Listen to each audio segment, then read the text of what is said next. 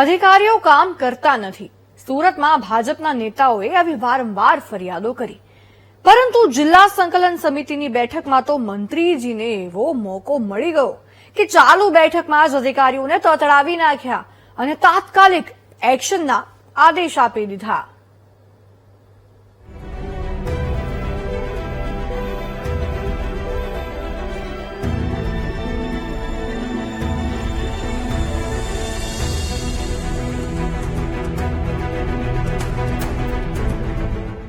લોકોને આ રીતે બનાવવાના છે તમારે?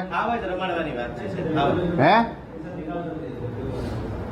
તમે પ્લાનિંગ કરો, પરમ દાડેથી અહીંયા પોલીસ ઉભી રહેશે. ભાઈ તમારો બધો બંદોબસ્ત એક સાથે.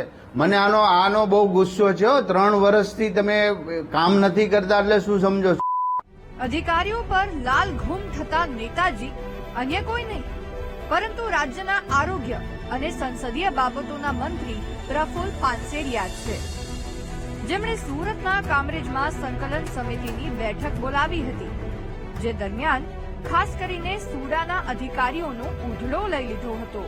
છેલ્લા લાંબા સમયથી સર્વિસ રોડ પર થયેલા દબાણો અને તેના કારણે સર્જાતી ટ્રાફિકની સમસ્યા પર મંત્રીજી આકરા મૂડમાં જોવા મળ્યા.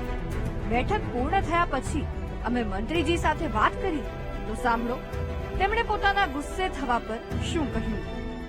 અધિકારીઓને, તમામ એજન્સીના અધિકારીઓને સૂચના આપવામાં આવી છે જલ્દમાં જલ્દી કામ પૂર્ણ થાય અને ચોમાસા પહેલાના જે કામો છે, ગટર પાણી માટે રોડ ખોદાયેલા એ જલ્દી પૂર્ણ કરી એમને કાર્પેટ કરવા માટેની પણ સૂચના આપી છે.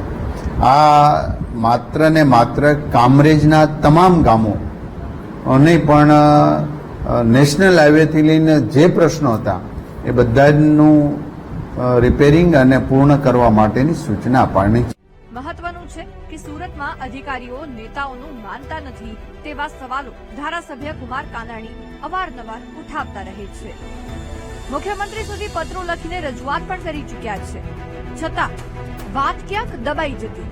પરંતુ મંત્રીજીએ તો 2 દિવસનું જ સીધું અધિકારીઓને અલ્ટિમેટમ આપી દીધું છે, ત્યારે તેની અસર સુરતમાં કેવી જોવા મળે છે તે જોવું રહ્યું.